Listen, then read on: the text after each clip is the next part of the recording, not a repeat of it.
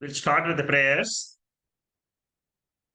Om Sahana Bhavatu Sahanau Bhunaktu Sahaviryam Karavavahai Tejasvinavaditamastu ma Viddhishavahai. Om Shanti Shanti Shanti.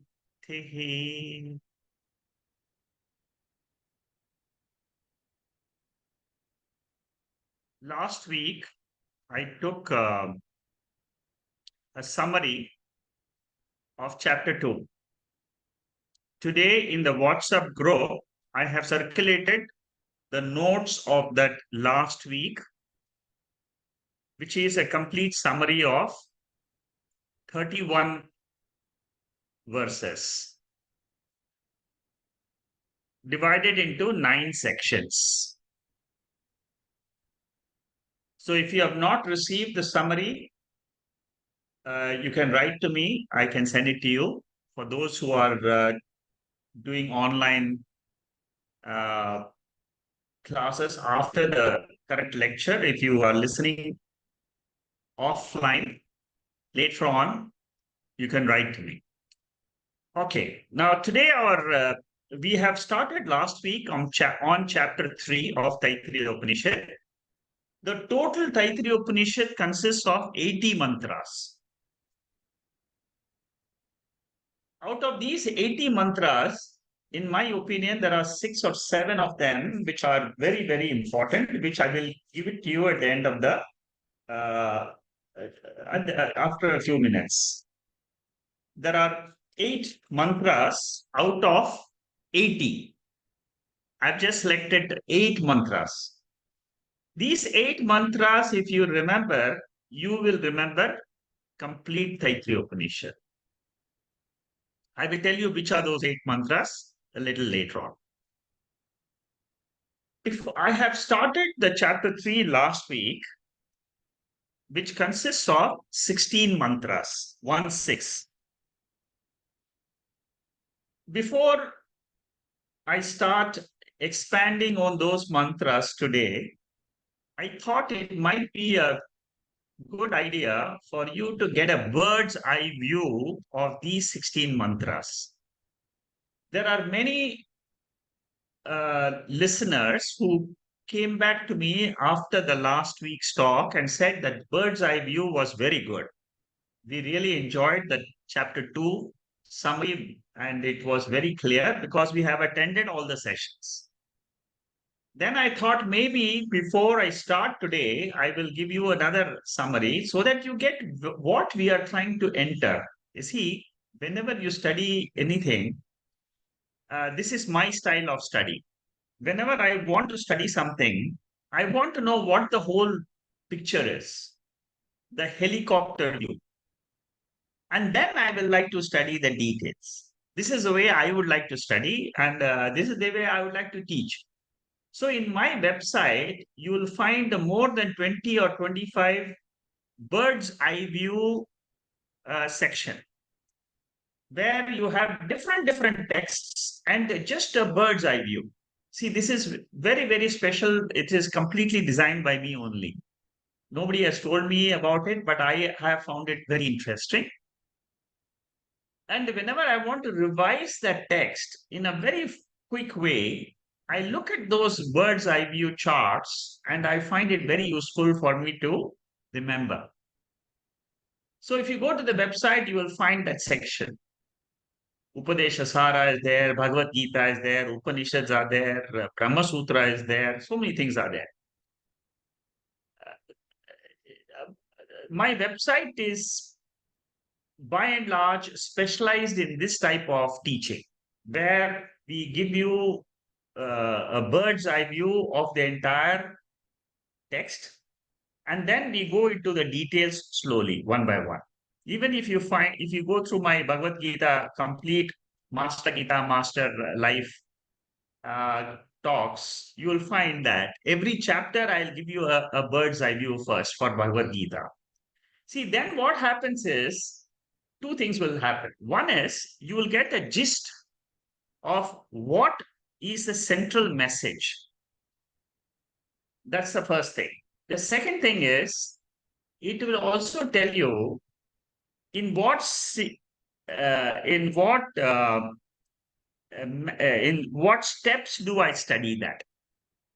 So these two are the advantages of the bird's eye view. Okay, now let me go back and tell you what I want to give you today.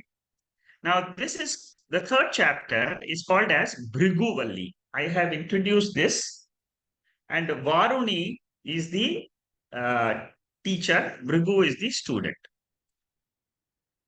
Bhrigu is the son, Varuna or Varuni is the father. Now, the third chapter consists of 16 mantras in 10 sections. I'm going to give you a synopsis of those 16 mantras so that you know what we are getting into when we do the actual study. The first mantra is just an introduction of the student and the teacher. Bhrigu is the student, Varuna is the teacher. Bhrigu asked his father to teach what is Brahman. Brahman, see, don't get you don't, when you listen to the word Brahman, you only understand it as my real nature. Till you understand what that Brahman is, keep the study on. This is a spiritual study. I'm trying to understand what is the essence in me. I am born, I I grow up 50, 60, 70, 80, 100 years. And during the life, there are a few things which I do and a few things which I enjoy. Is this all life about, or is there something else? That is the question that student asks his father. Some commentators say that Bhrigu and Varuna are the student and the teacher even for chapter 1 and chapter 2. These are said by some commentators of Taittriya Bashyam. See, there are commentators on the Upanishad itself. Then Shankaracharya writes a commentary that is called as the Bhashya. Then there are some commentators who write on the commentary of Shankaracharya, which is the Bhashyam's commentary. So there's a lot of study which is possible when you come to Veda. Now, when the student asks the father, what is Brahman? Now, the father knows that the student is in the Vyavaharika plane, in the realm of transactions, which is, which is the Jagrata Avastha. He wants to teach Brahman. Brahman is not in the Vyavaharika Avastha, it is in the Paramarthika Avastha. Paramarthika means what? It is a absolute reality. What is the Vyavaharikam? Jagrat, which is the waking state. Swapna is also another state. Sleep is also another state. Compared to the absolute state, waking, dream, and sleep are called as relative states. Okay? Relative states, whereas the permanent state for all of us, that state is called as the state of Brahman. Before I was born, who was I? If you ask the question, the Guru will say, you were Brahman. After I leave this world, who will I be? You will be Brahman. Now, wouldn't you like to know what is this Brahman? That is the student of Vedanta. So, very bright student of Taittiriya Upanishad goes to his father and he knows father will not lie. Father will not say something wrong. Many Upanishads are in the style of father and son. Shweta Ketu, Chandogya Upanishad, another Upanishad. Here, the father said, Brahman is the food you eat. Brahman is the prana which you breathe. Brahman is your eyes, your ears, your mind, your speech. Brahman is all this. Then the student got a little confused because how come all this is Brahman? He didn't understand. Any student who hears this will not understand. But it is the truth because all these are resting in Brahman. They don't have a separate, independent existence without that reality called as Brahman. Very beautiful teaching. Then the second verse is a marvelous verse. It is one of the best quoted verses in the entire Upanishadic literature. There are 8 such verses in Taittriya Upanishad, which Shankaracharya uses in all his bhashyams of other Upanishads. It is taken up in the Brahma Sutra also for analysis. Now, what is this verse? The second verse is the most important verse of the entire third chapter, consisting of 16 mantras, 1 6. It gives you an indirect definition of Brahman. Brahman is consciousness, awareness, principle. I am conscious, I am aware. That is called as Brahman. I have a body, I have a mind. That consciousness, awareness has a body, has a mind. But what is me? I am that awareness, consciousness, eternal principle. Eternal means what? Never dying. Is there anything in this world which never dies? Yes. That is what is called as Brahman. That is what is called as awareness, consciousness. So in the second verse, the teacher says, Brahman is that from which all the beings are born. All the beings live and exist. And all the beings enter Brahman when they depart from this world. Very, very important mantra for contemplation, meditation, inquiry. If you want to study Upanishads, you must pick up these type of verses and really, really go in very deep inside your own mind.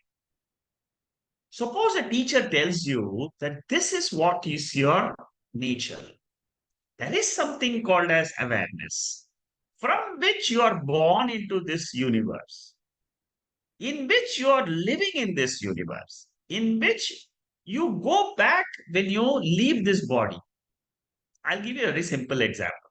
Take the sleep state. Suppose you are in the sleep state and ask the question, who am I? You will say, I am consciousness awareness.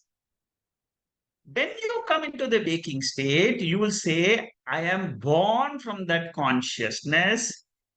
While you're in the Jagrata Avastha, you will say, I am existing in the consciousness because consciousness never dies. Consciousness never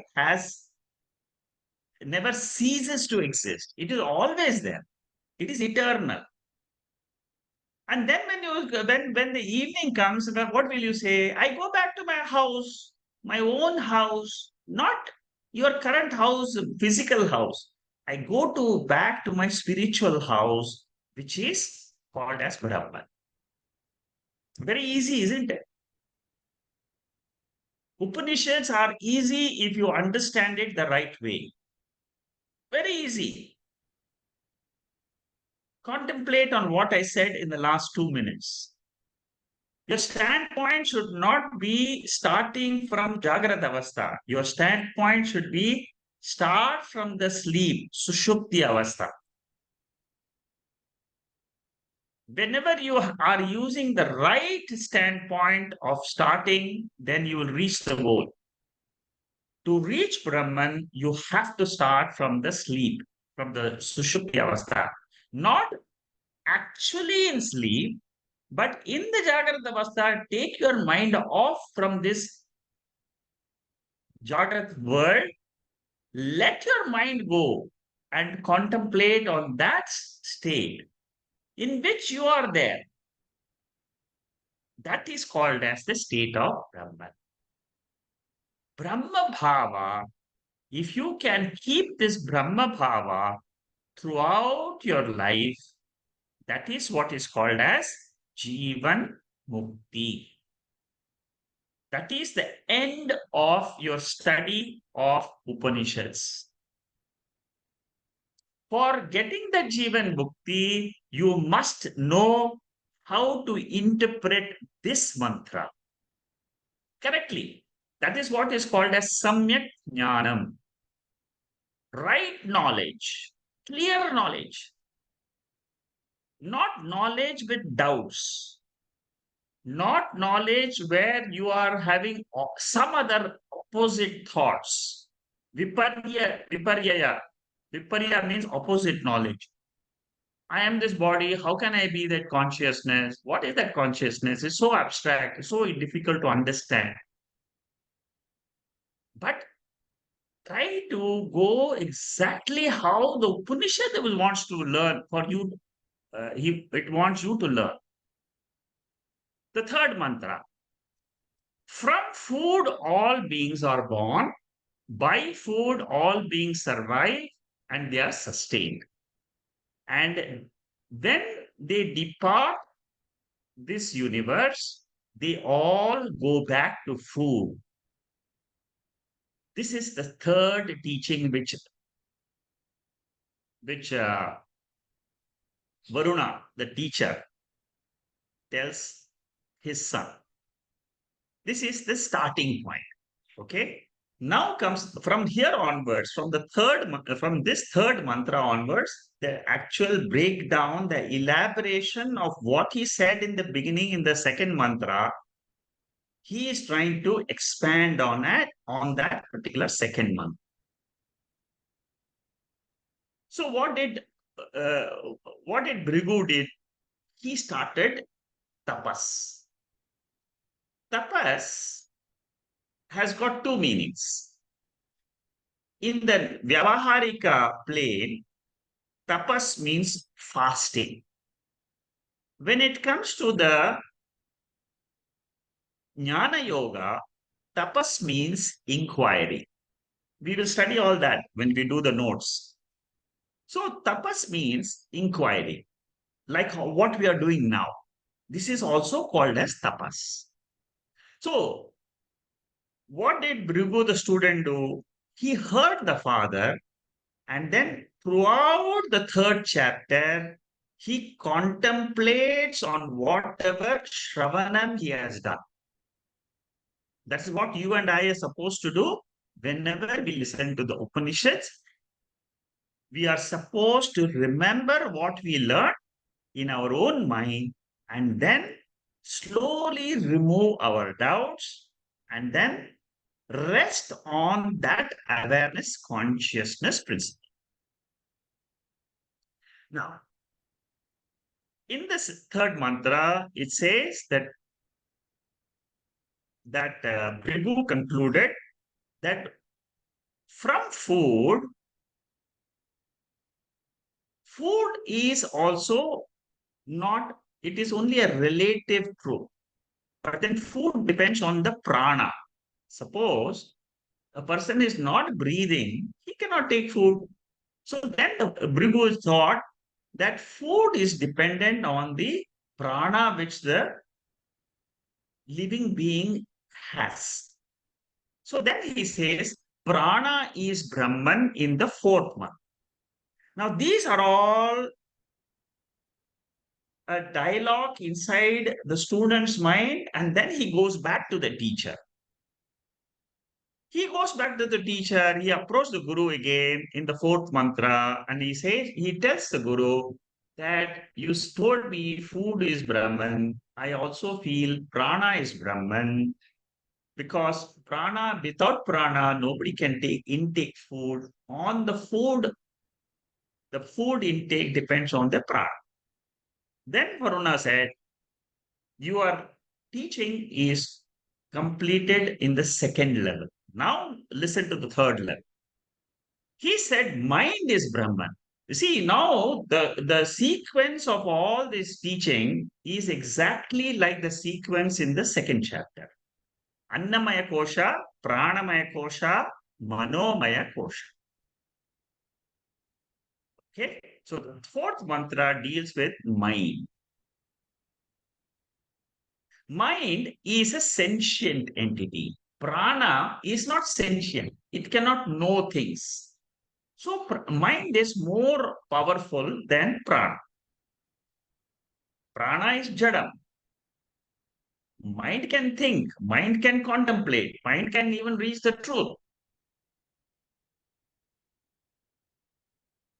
So, the student proceeding further in the fifth mantra goes back and says, mind is the only organ of cognition. It is the agent by which I can control all my actions of the body. Mind is the controller of all the jnanendriyas, karmendriyas. But then the mind does not have its own luminosity. It shines on some borrowed light because it is there and the light goes off, it is not there. Mind is not there. In sleep, there's no mind. So there is some other external factor on which these thoughts will come, they will exist, they will reveal something of the world to me, and then it will disappear. So mind is finite, it is resting on some changeless cause. That is the next level of the student's understanding. Then the student says, he goes back to the teacher. Then the teacher says, Vijnanam is Brahman. Knowledge is Brahman. Every action requires knowledge. Without knowledge, you can't perform any action. So it is the intellect which propels the mind to think in a particular way. Mind is only an instrument. It is the intellect which is controlling the mind. And the intellect is controlling the mind as per the karmas which you have done in the past. It is not acting independently. It is a reaction. It is a phalam.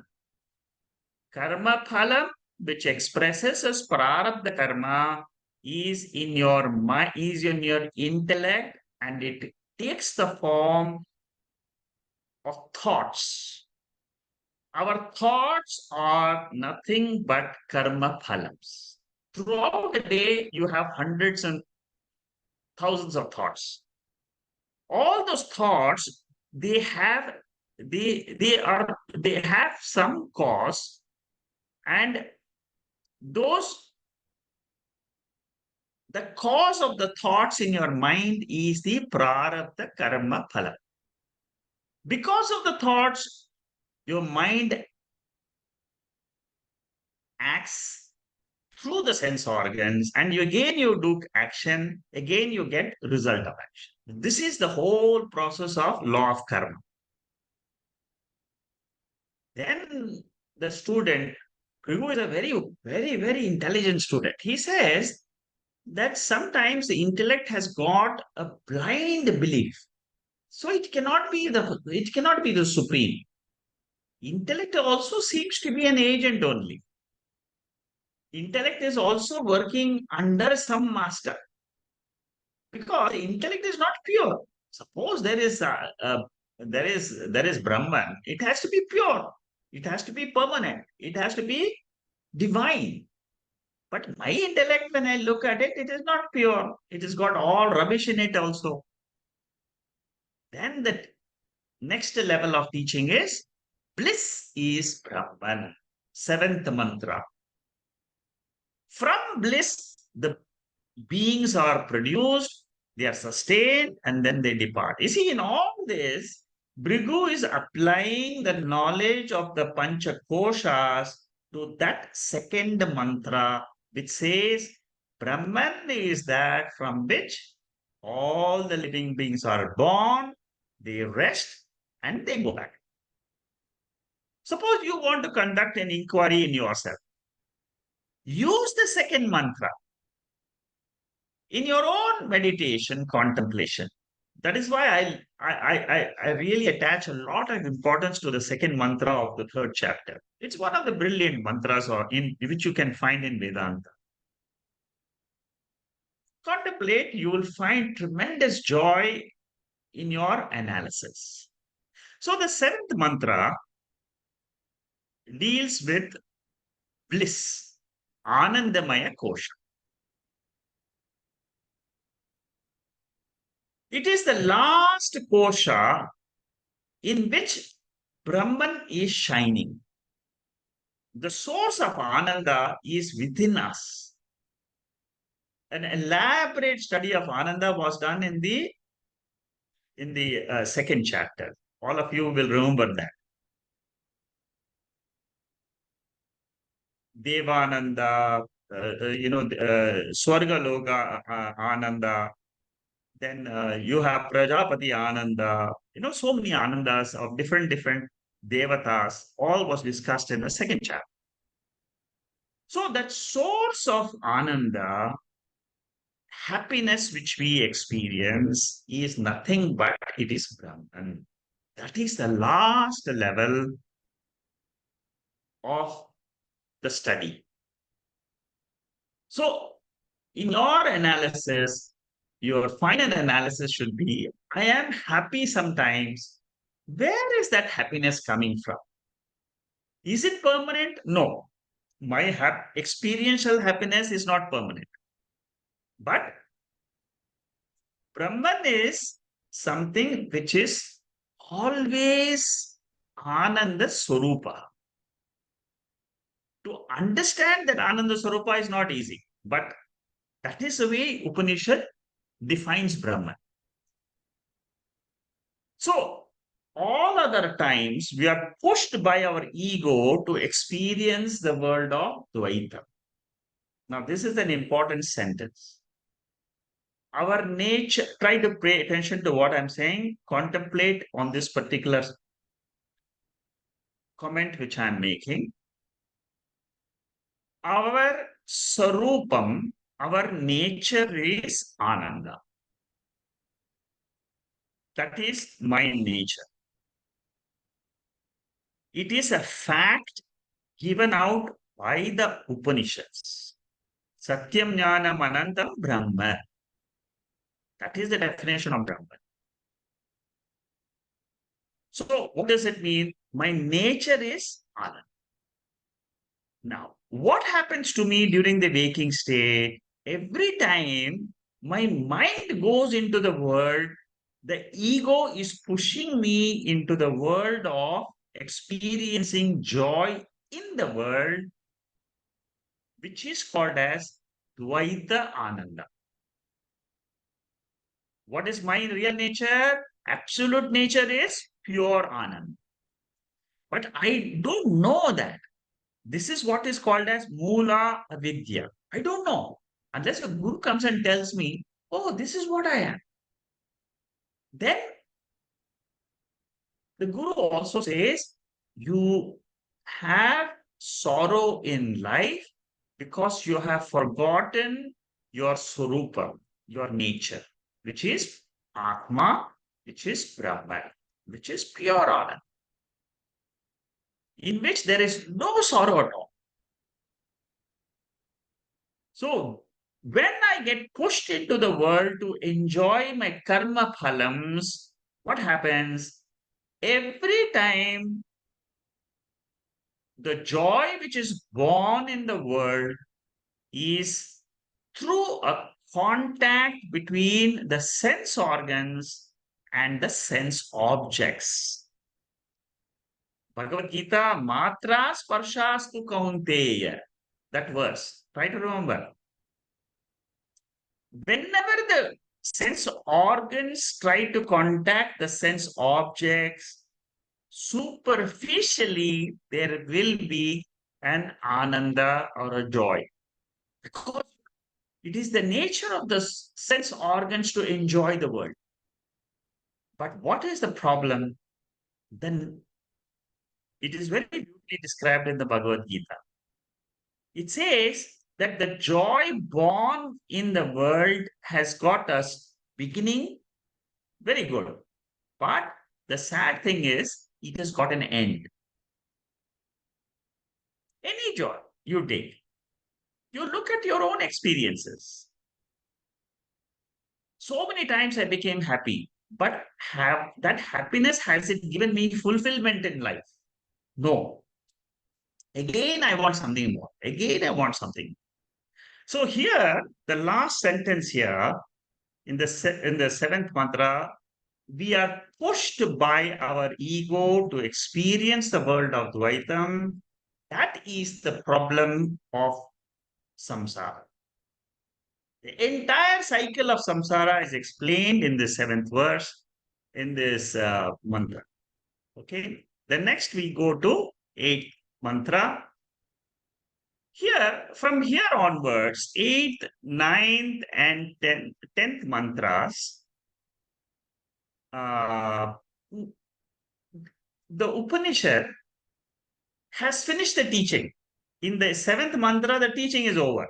Now, slowly, the Upanishad is now trying to say, suppose you have not understood your nature as Ananda Swarupa, suppose you have not understood what is this Brahman, what is this awareness, what is this consciousness, I will give you some disciplines to follow, some meditations to be done.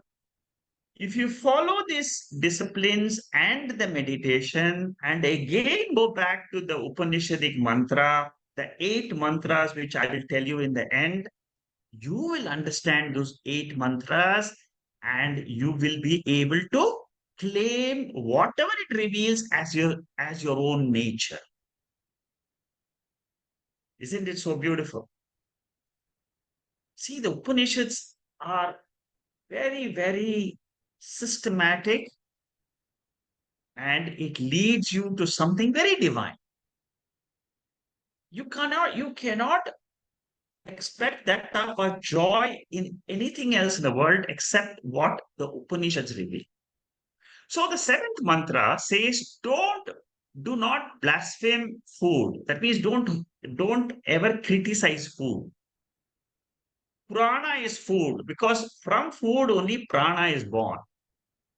The body is the eater of food. Body is fixed in the prana, and prana is fixed in the food. So this is just a analysis of what the importance of food and prana and how they are related. Suppose you stop eating food in Chandogya Upanishad, the teacher gives an experiment. Don't take any food. And then the student doesn't have any food. But the teacher says, drink only water. After 2 weeks, the student goes back to the teacher. No food for 2 weeks. Body survives, but body has forgotten all the memories. Your mind depends on food. Your memory depends on food. That is the importance of food. There's so many things we can talk on the food. Next mantra, ninth mantra, it says, do not reject food. Whatever food comes to you, take it. Try this method. Is if not every time it's possible to follow, but try. Then it says water is food because of water only. Water is the cause of the plants to grow and give you food. Then it says fire is food because water is born out of fire. Therefore, fire, this is as per the mantra in the second chapter, how the entire creation comes. From Akasha comes Vayu, from Vayu comes Agni, from Agni comes Apaha, from Apaha comes Prithvi. 10th mantra. Upanishad wants us to accumulate food, grow abundant food, and distribute food to as many people as possible. That is why Annadanam is considered to be the best dana because you are quenching the hunger of people. Everybody who gets food is fulfilled, he is satisfied. You're giving satisfaction to a person. Earth is food is a meditation because from the earth only food is born. Okay. 10th, 11th mantra, it talks about another discipline. Now, the three mantras, 8, 9, 10, is about food. Very, very, very unique. See, these are things which we learn from the Upanishads and we can follow it. 11th mantra says about guests who come unannounced to your house. This was a practice in the olden days in India. At home, whenever you had a guest who came suddenly, many people in the olden days will welcome those guests and treat them as if they are Ishvara, as if Ishvara has come into their house. They will give shelter, they will give food. If you go back to your father's days and or his or your grandfather's days, he will tell you all guests are welcome in my house. Whatever food I have, I will share. So acquiring food, serving food, preparing the food well is also a very, very important discipline which the Taittiriya Upanishad promotes. Why? Because the food ultimately, if you cook well with bhavana, it will nourish your body. With a proper nourishment, your mind will grow. When your mind grows correctly, you will seek the truth. 12th mantra. Here, some upasanas are given. 12, 13, 14, these are all meditations. I will give you a little bit details when we do the meditations. Just remember, these are all meditations, 12, 13, and 14.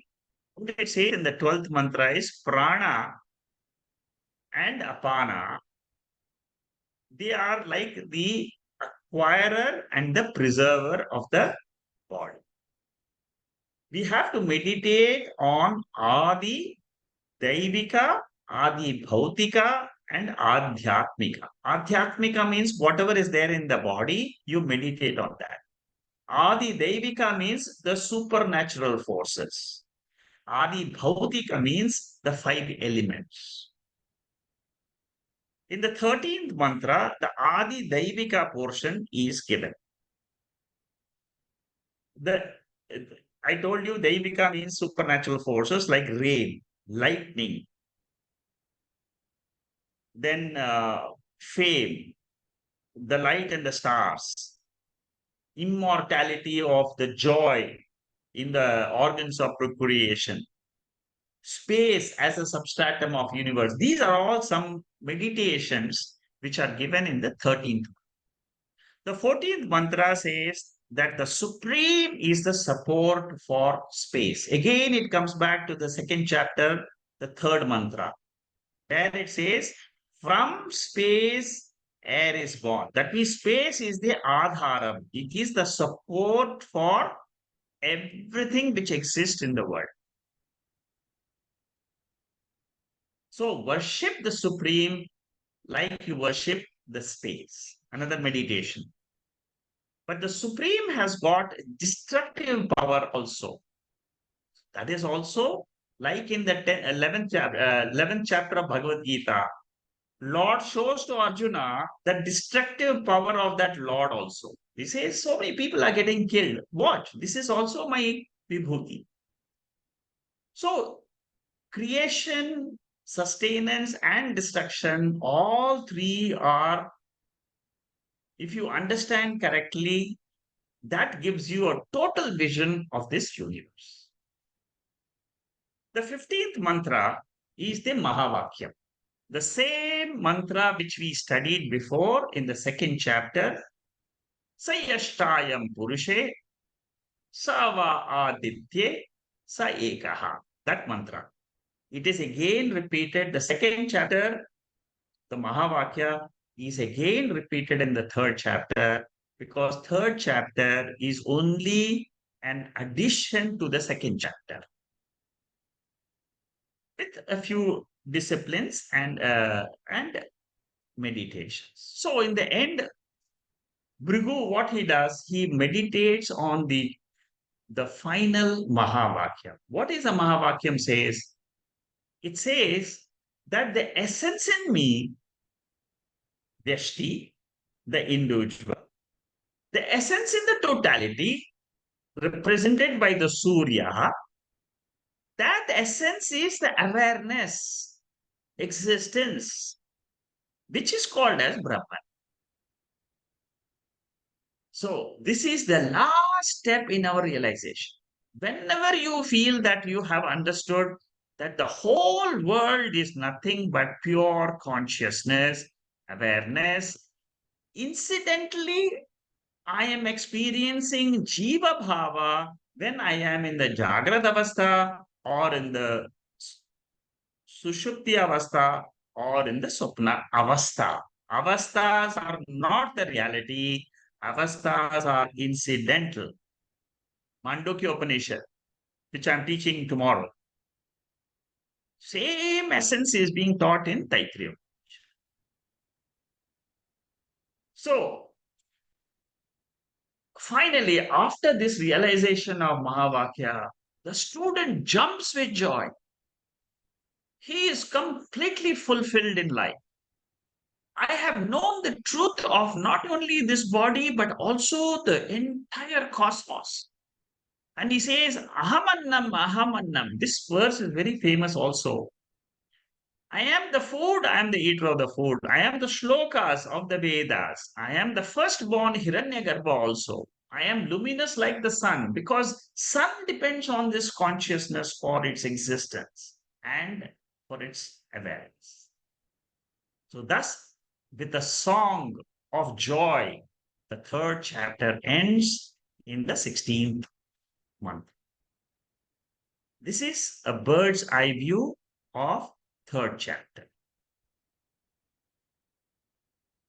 As promised, there are 8 mantras which are important in the 80 mantras of Taittiriya Bashyam.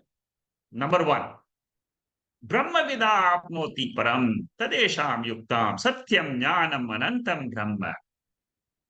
Yo veda nihitam guhayam parame vyoman soshnuti sarvan kaman saha brahmana vipaschiteti.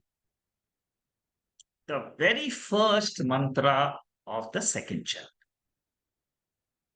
Then the second verse of the second chapter, first section, Tasmad va ye tasmad atmanaha akasha sambhutaha. Akashat vayuhu, vayor agnihi, agnerapaha, adabhya prithivya, prithivya oshadayaha, oshadibhyo annam, anna purushaha. This gives you the complete creation of the universe. One verse. How the whole verse is created by Bhagavan. In the first verse, the direct definition of Brahman is given. Satyam, Jnanam, Anantam. Keep that in your mind. Third,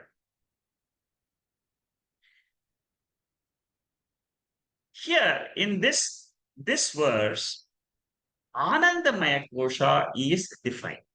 And there are 3 levels of Ananda, Priya, Moda, Pramod.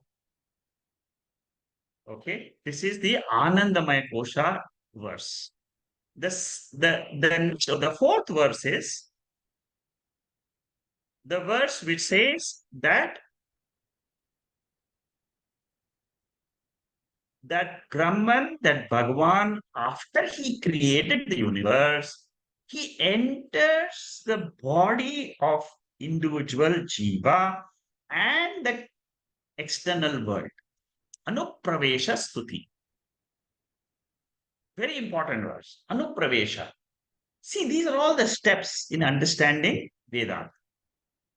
God created and God entered the universe and enters the body of a jiva. Therefore, if I can go back and look at that God in this body, which is the awareness, consciousness principle, I can trace back and go back to my real house. The fifth mantra, once I understand the nature of this Brahman as bodiless, invisible, unsupported by anything, I will be fearless in life. So, how to be fearless? This mantra tells us. This is the fifth important mantra. Then, the sixth mantra is the Mahavakyam, which I just explained to you. The reality in the man and the reality in the sun is the same. The seventh mantra gives you a little bit more description of this Brahman or consciousness awareness principle. What does it say? It says that the words cannot reach it because words are effect. They are a product of that karanam. Karanam is Brahman. Karyam is words. Karyam is thoughts, my mind. So I cannot use the mind or the words. If I can't use the mind or words, what should I use to know Brahman? Upanishad says, Upanishad is the pramanam. You believe the Upanishads and say, Aham Brahma Asmi. Upanishad is the praman. The words of Upanishad, which are the words of Upanishad? Brahma Vida Apnoti Param, that first verse which we looked at. Sayaschayam Purushe, that is another verse. Understanding the nature of Brahman through the Upanishadic words is the only method to know who I am. You can go around the whole universe trying to ask this question. You can ask anybody in the universe, who am I? They will not be able to answer the question. Guarantee. You have to come to Upanishads. You have to come this because this is the pramana. Suppose you want to know the color, the red color of the rose. So what will you do? You have to use your eyes.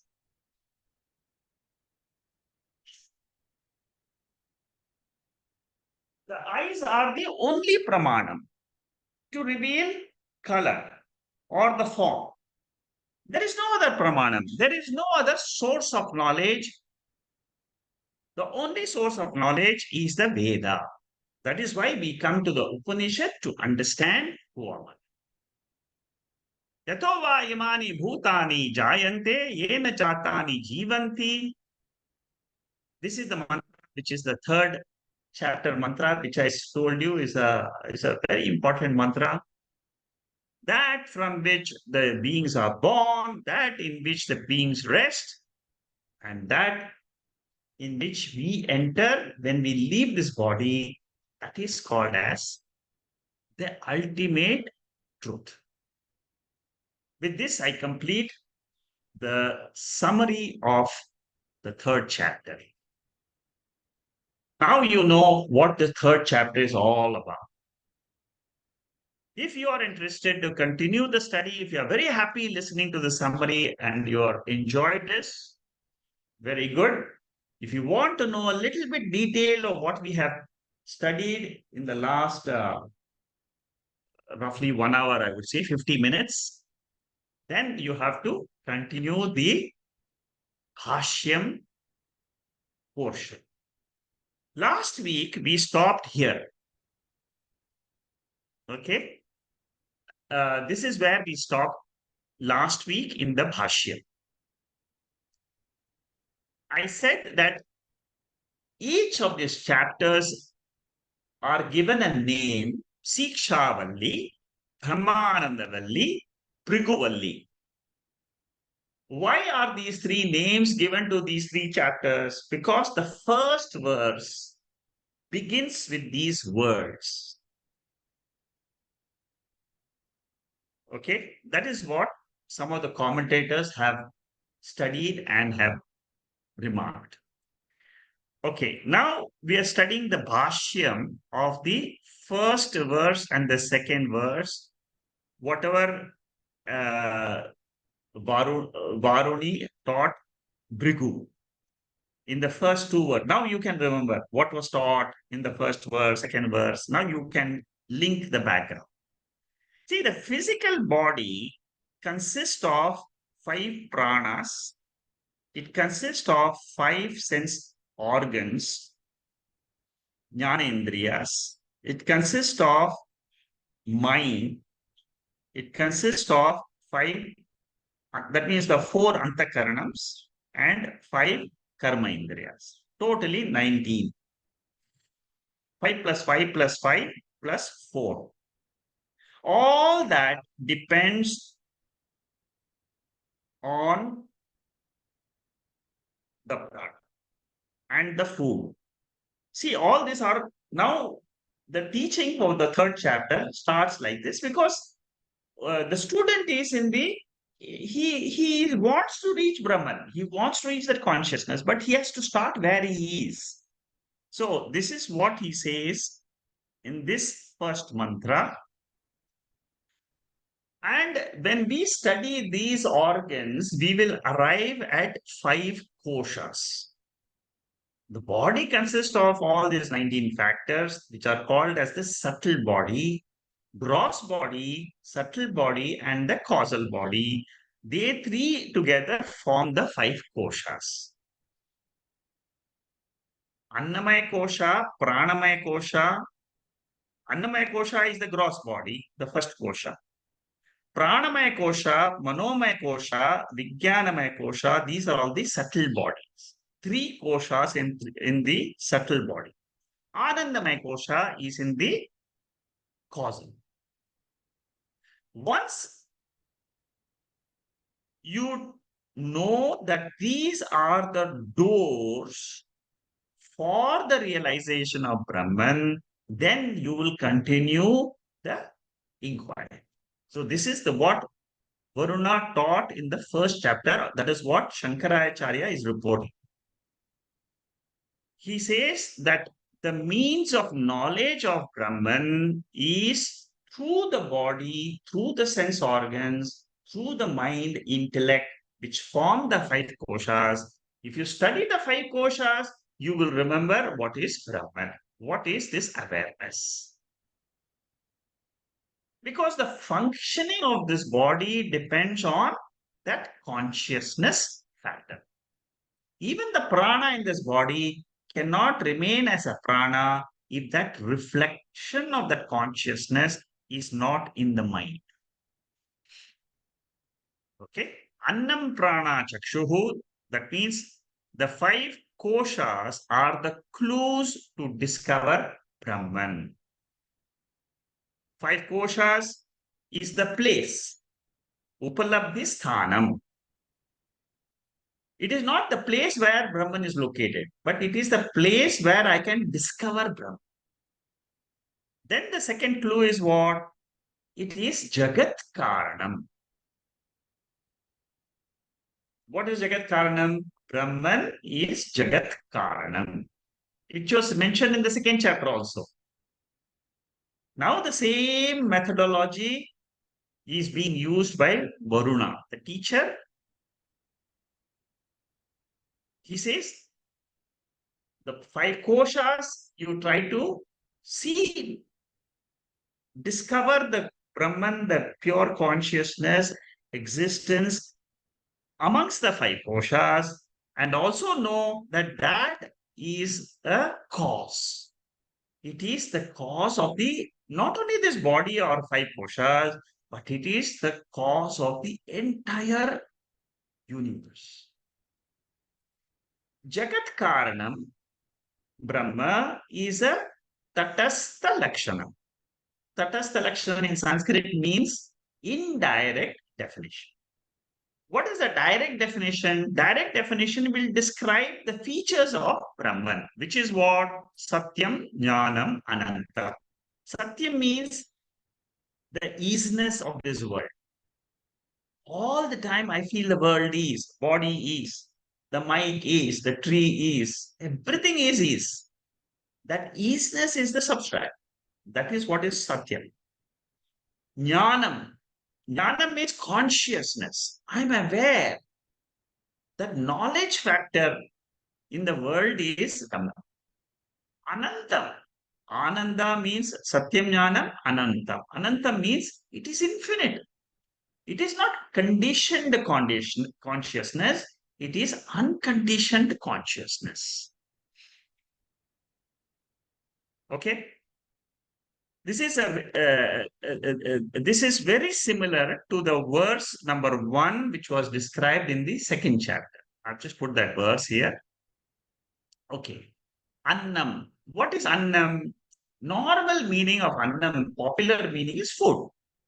But here it has got a contextual meaning. The contextual meaning is Annamaya Kosha. Annamaya Kosha is this entire Sharira is called as Annamaya Kosha. So your whole physical body is nothing but a dress. It's a dress worn by food because the body is born of food. Body exists in food and body goes back to food. That is the beginning, the first lesson. This is the first, when you inquire, who am I? You look at your body and say, this body is not me, it is Annamaya Kosha. Anyontara Pranamaya. If I go deep within this body, the body survives because of prana, the energy. What converts the food into energy? It is the prana. That is why we do pranayama in yoga. Suppose I do pranayama in yoga, the conversion of the food intake into energy increases multifold. It will, suppose you are doing pranayama, all the people who are doing yoga, they will know.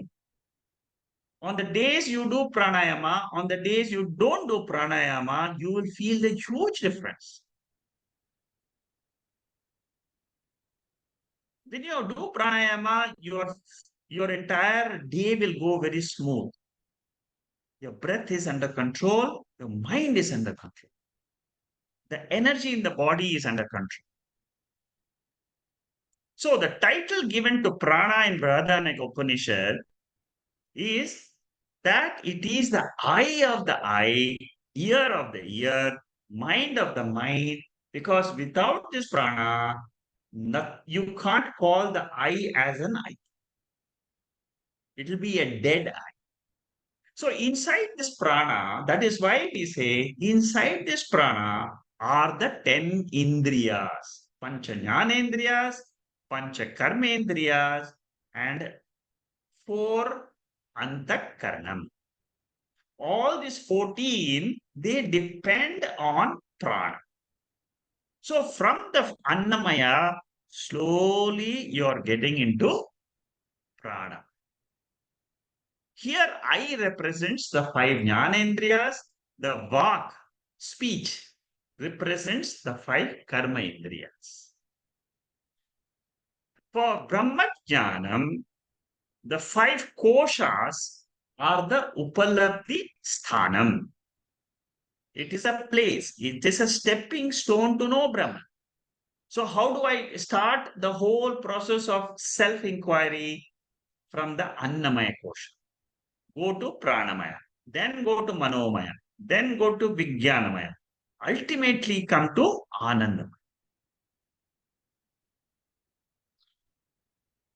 And then you listen to this talk, and listen to this verse, the second verse of this chapter. It will say, that from which the beings are born, in which the beings survive, in which the beings exit when they leave this body, that is what is called as Brahman. See, Shankaracharya's Bhashyam, without that, we will never be able to understand the Upanishads well. So, this particular mantra, the second mantra, this one is the indirect definition of Brahman as Jagat, Srishti, Sthiti, Laya, Kar. So, what is Brahman? Definition of Brahman, it is the cause for the entire Jagat, for the entire universe. So while experiencing the universe, if can I know Brahman or not? Yes, you can know. If you know this fact, suppose you know the fact, there is something called as Brahman. We are just giving a name, okay? But what it is what you should remember. Karanam, you should try to understand the meaning of Karanam, from which this whole creation is resting, in which the whole creation will go. When I go to sleep, what happened? The creation for me is gone.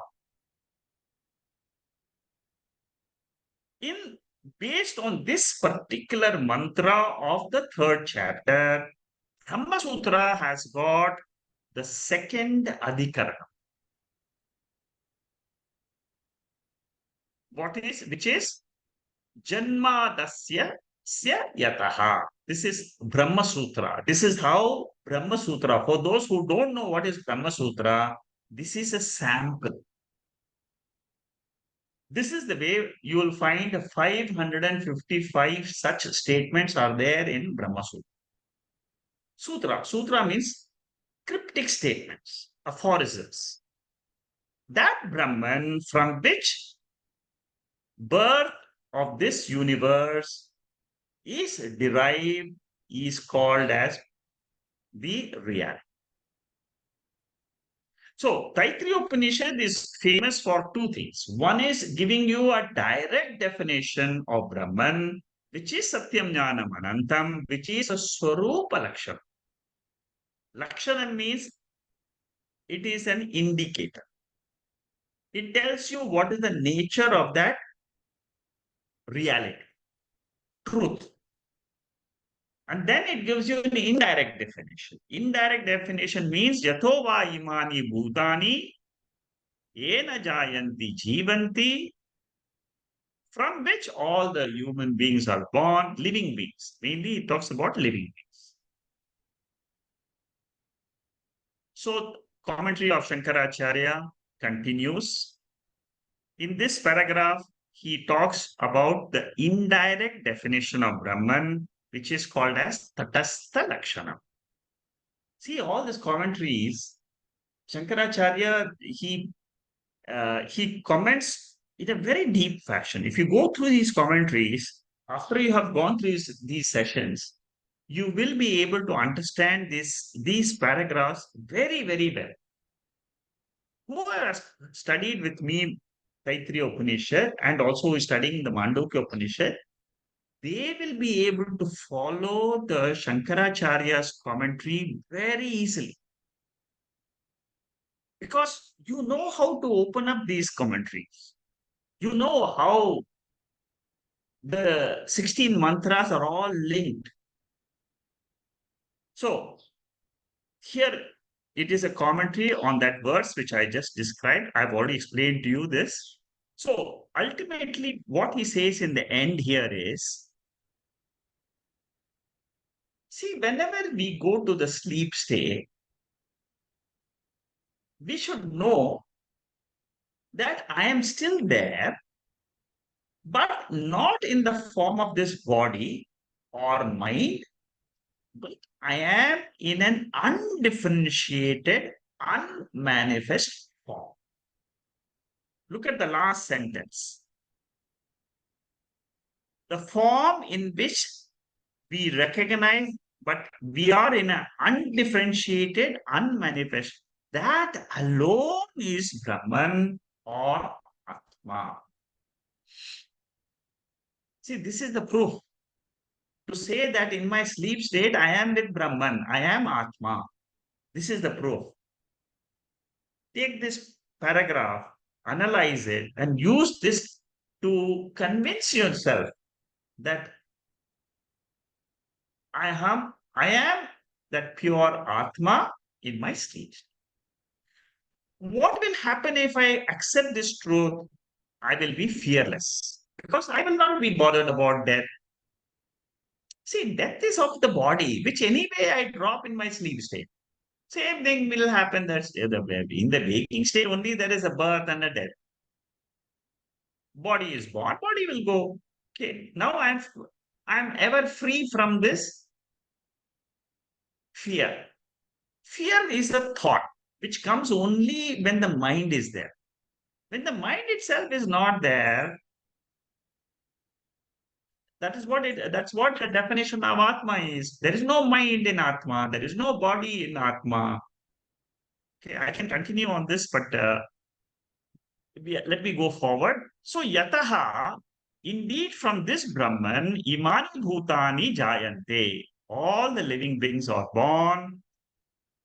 They they survive. Living being includes plants also, animals also, birds also, human also.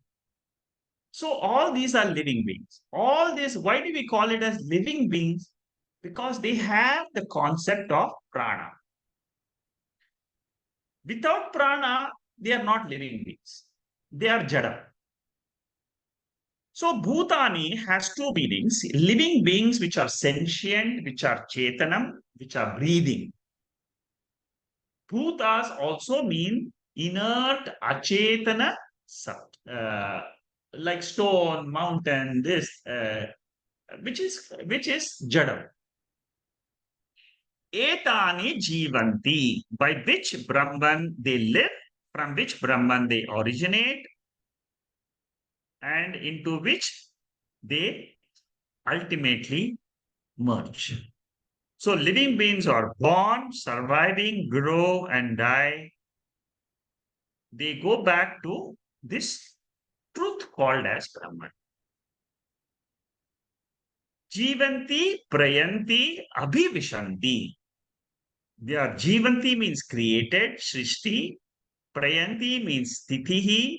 Abhivishanti means resolving ground. Resolving ground means Upadana Karanam. Where does the chain or a neck, chain or a bangle or earring, where do they merge? They all go back to their cause. And what is the cause? The cause is gold.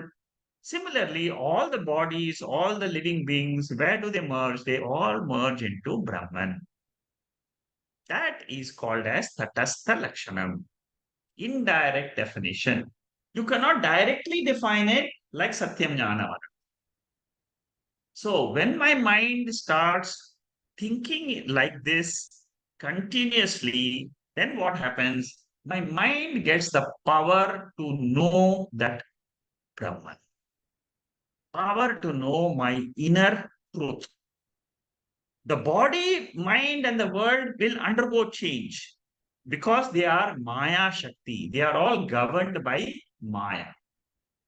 Maya is a power of that Brahman. So whenever I experience the world, it means I'm experiencing Maya. My mind is Maya, the world is Maya. But this Maya, it is not real. What is real according to Upanishad is Brahma. Real means it exists in three periods of time: past, present, and future. And why do we say this? Because the Upanishad says it is eternal. So by knowing this eternal Brahman, which is said in Chandogya Upanishad, Sadeva Saumya idam agre asi. Before the world was manifest, this Brahman was there. Chandogya Upanishad, the first mantra of the sixth chapter, second section. And it is the subtlest of all. You see, because it is the subtlest, the teacher tells, O Somya, it is the subtlest. What is the subtlest? That Brahman in which all of us we resolve into in our sleep state.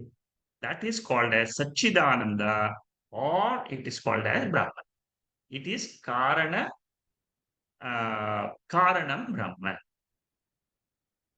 In Chandogya Upanishad, 9 times the teacher says this particular paragraph. What I put here, 687, that which is the subtlest of all is the self of all this.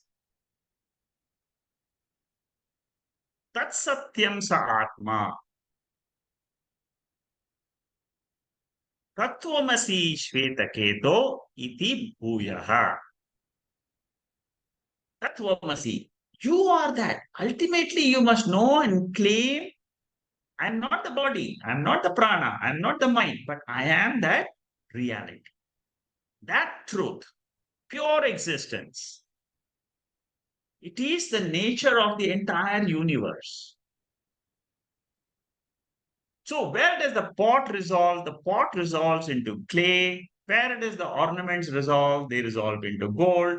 Where does the world resolve? World resolves into Brahman, which is the Karanam.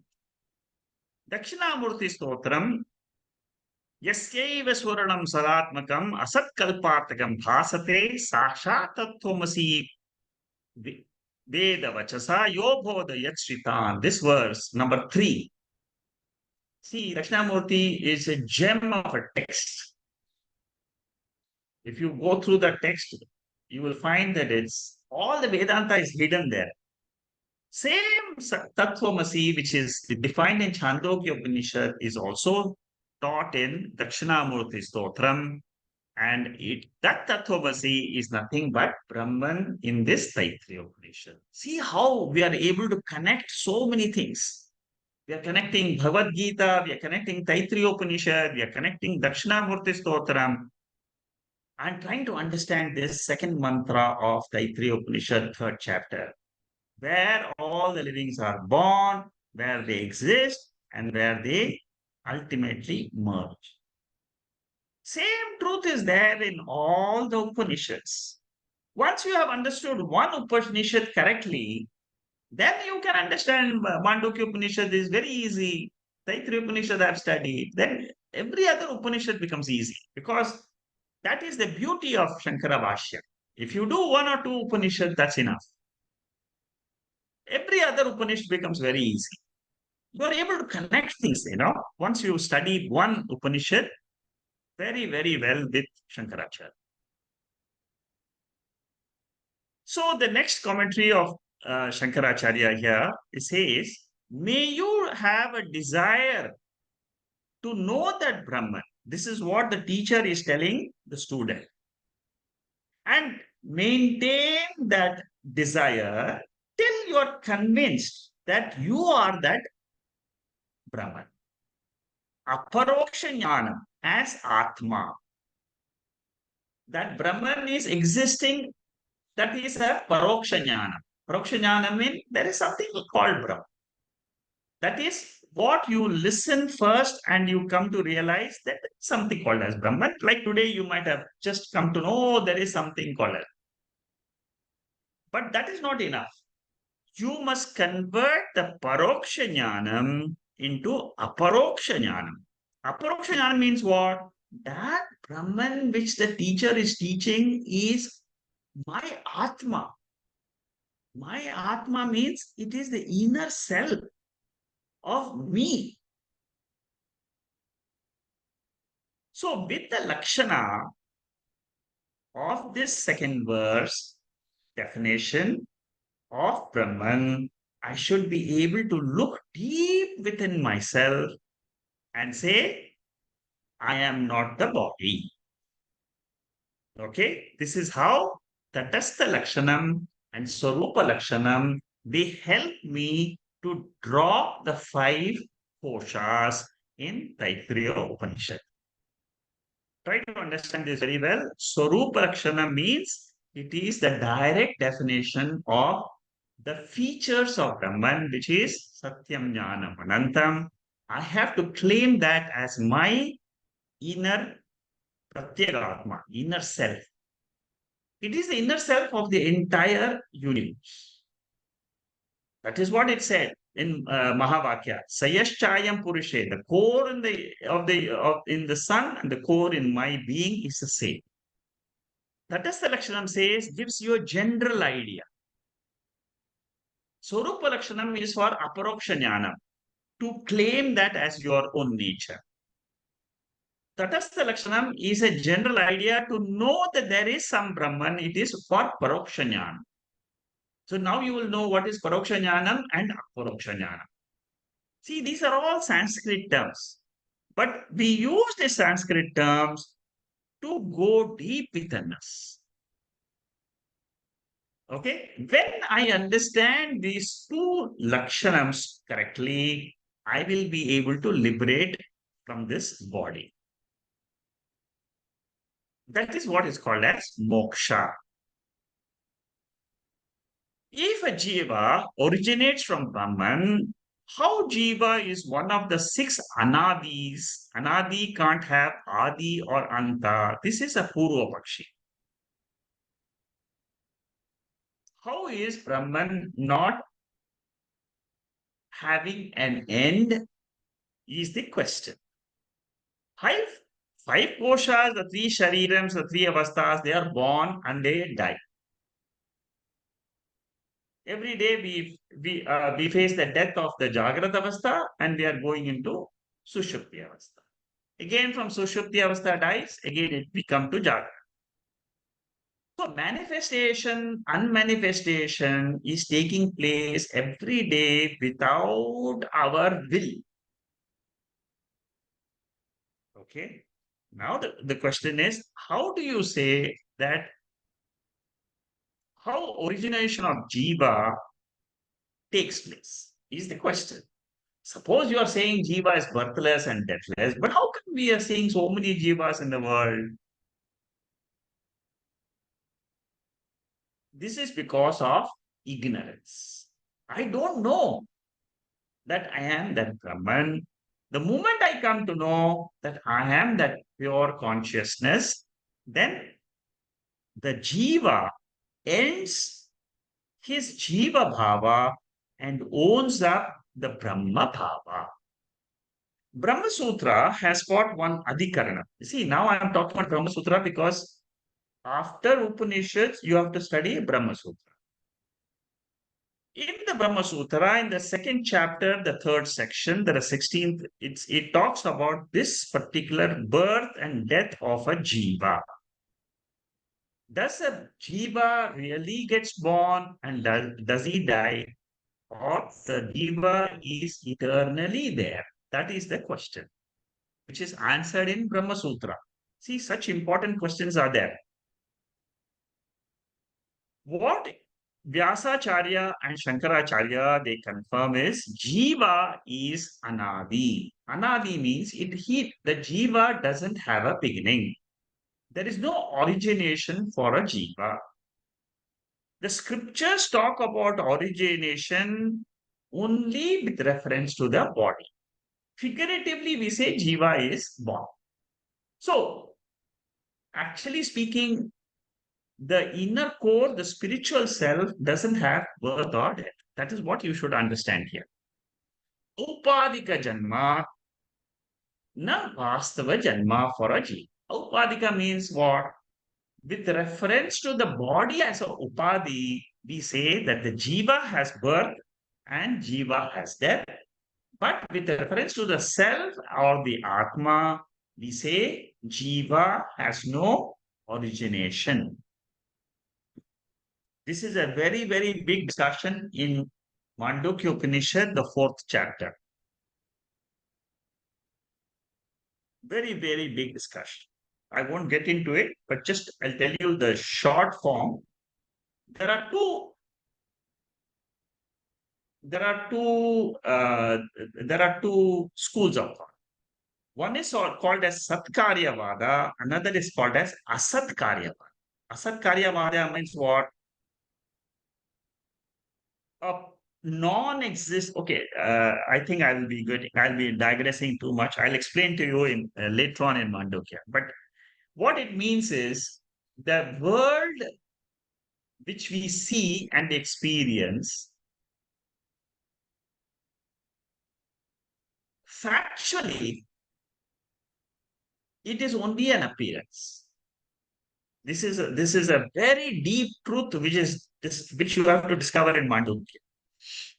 When you do the second chapter, third chapter of Mandukya, you have to come to a conclusion at the end of the third chapter. What is the conclusion? That the world which we see and experience, in which we live, is an experiential truth, but not a factual truth.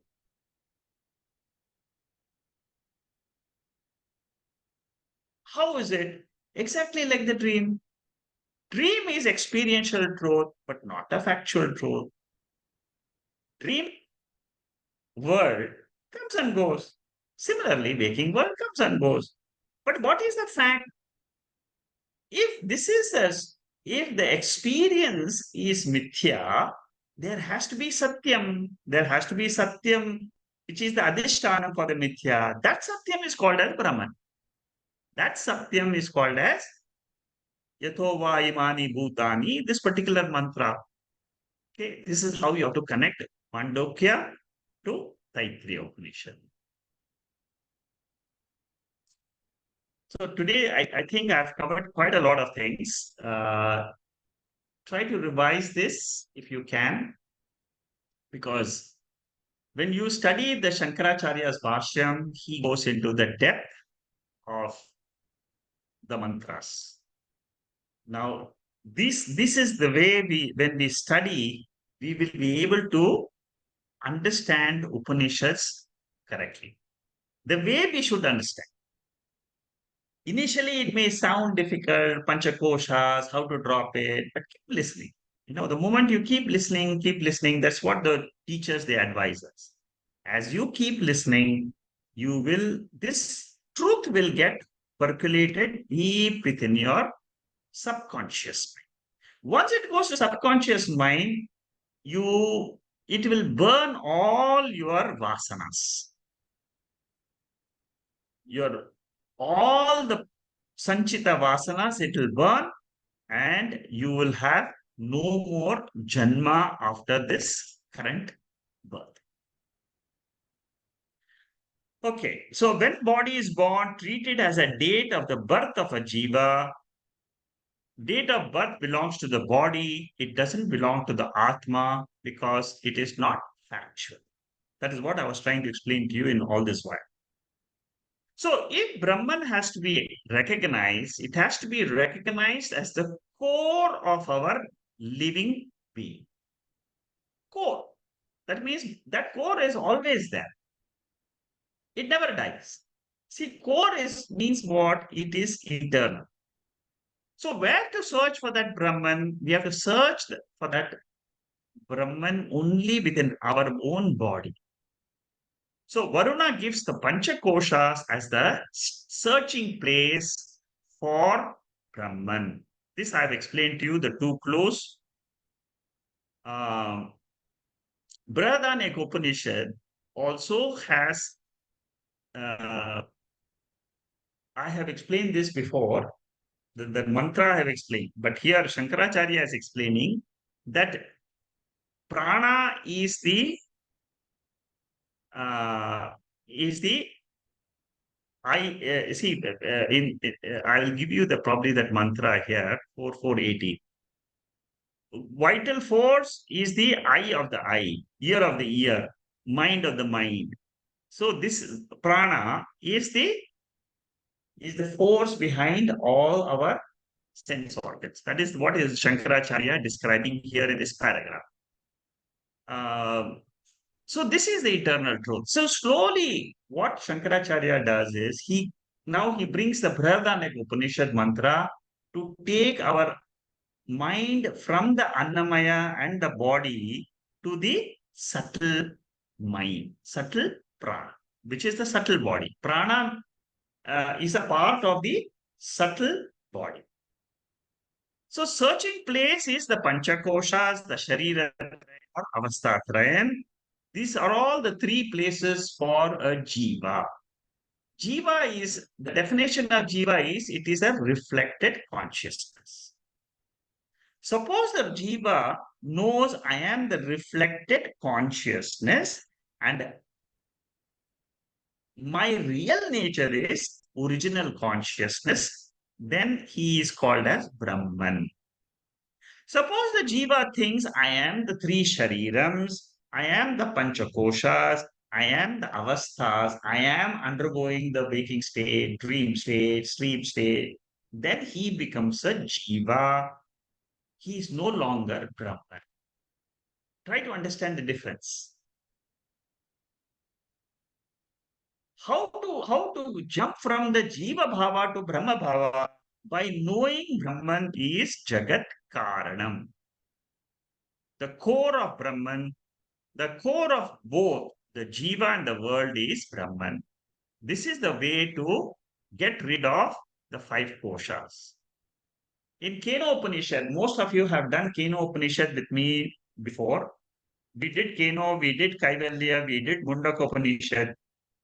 Shrotrasya Shrotram, Manaso Manoyad, Vacho hi Vacham, Pranasya Pranaha.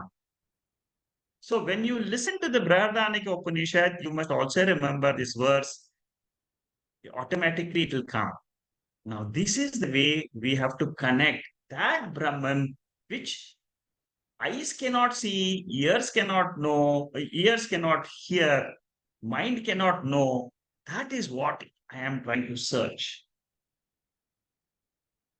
Okay. So I will stop here. Uh, how to meditate on this consciousness is the next topic in our study, which I will do next week. We'll start from this particular slide. So from now on, I have already given you all the summaries. You have a very good bird's eye view of the entire Taittiriya Upanishad. Between last week's talk and this week's talk, the entire Taittiriya Upanishad, the essence of Taittiriya Upanishad has been taught in two lectures, in two last week and this week. So revise these two if you want to know the gist of Taittiriya Upanishad.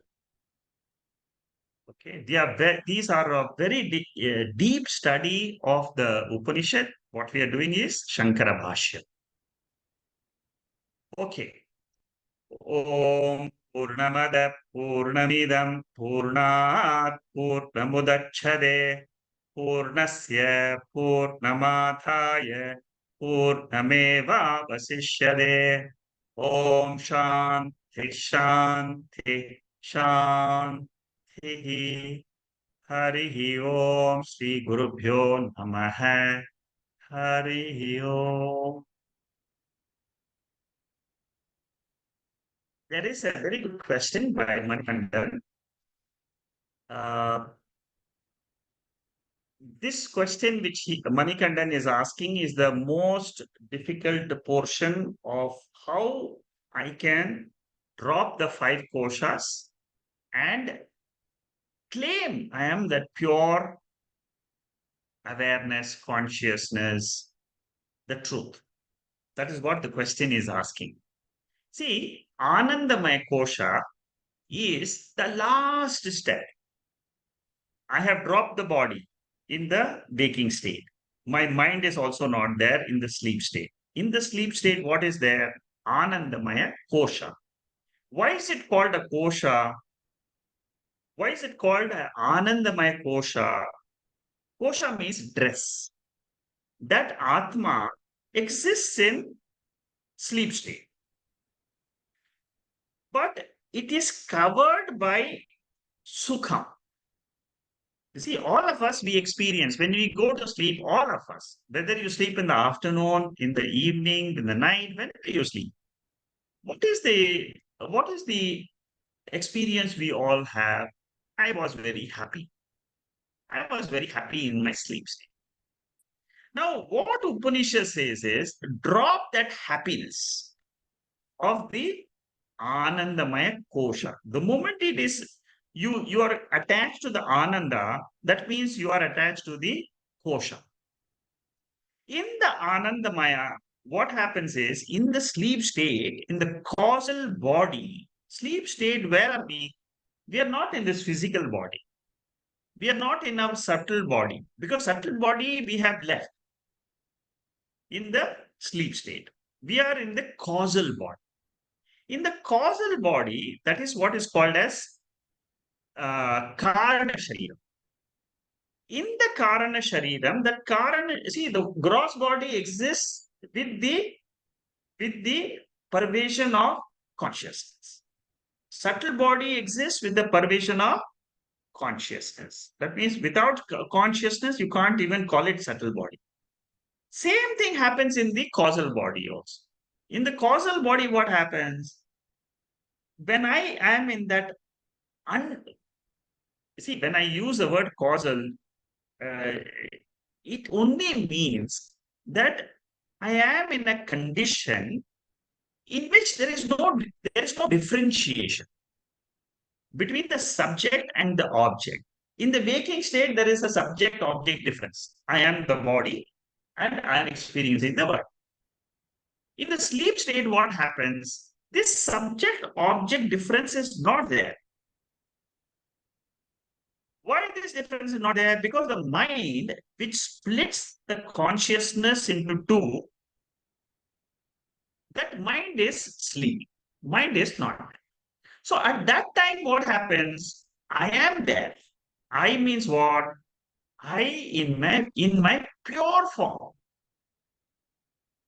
Nobody can take this away from you because that is your ultimate nature.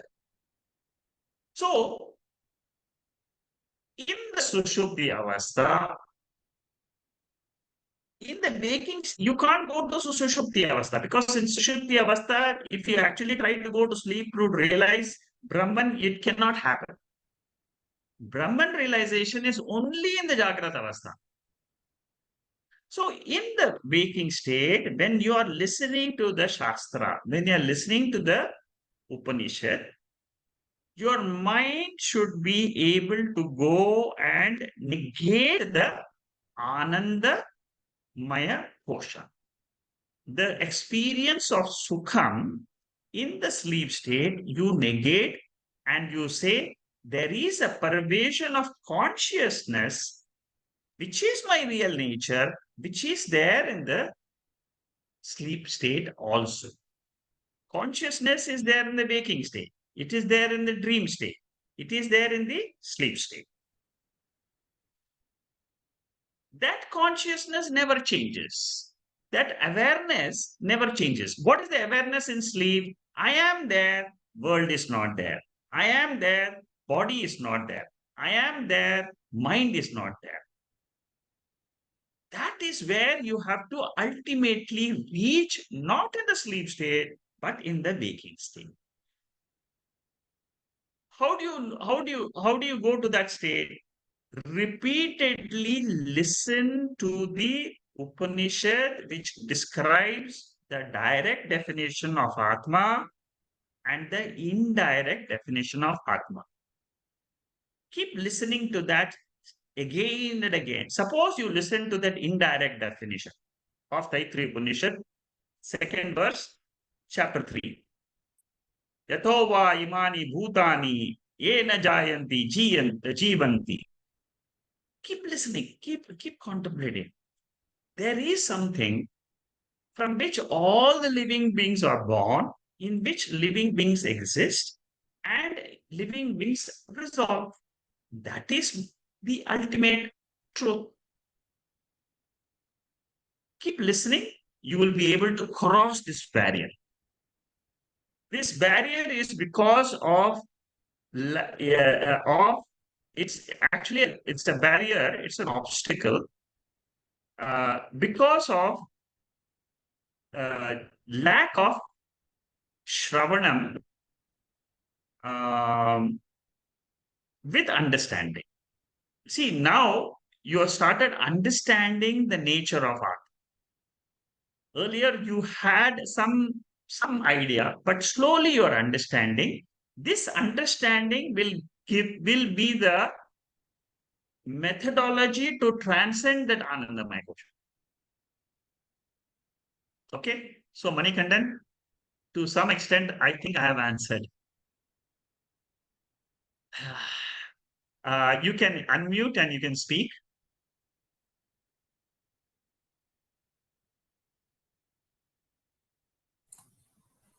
Thank you, Sekharji. Thank you, Manikana. Okay. I have a following question. Yeah, go ahead. This means the bliss of Brahman, what we experience in Susupti, is not the actual, it's like the Anandamaya Kosha is not the same bliss of Brahman. Am I right? This Ananda is less when compared to the It is a actual. reflection of Brahman. That's all. It is not the bliss of Brahman. Bliss of Brahman only through understanding you will have. Understanding and claiming. That's all. I am that Brahman. You have to tell in your own mind. And full stop. No more contemplations on anything after that. You will realize what the Upanishad is talking about, the bliss of Brahman. Bliss of Brahman is given out in the Upanishad only for my mind to take us in the direction of that Brahman. That's all. Any other Thank you, questions? Thank you. thank you very much. Good, very good. You are a very sincere seeker. Good. Anybody else has a question?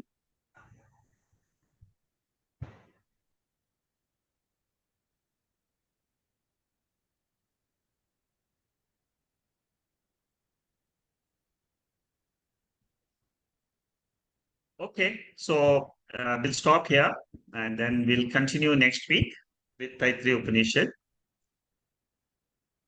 Thank you and have a great day ahead. Thank you. Thank you. Namaste. Thank you. Thank you. Thank you. Thank you. Thank you, sir. Namaste. Thank you. Thank you, Shekharji. Thank you. Thank you. Namaste. You Hari Om. Bye. take care. So take Take care. care.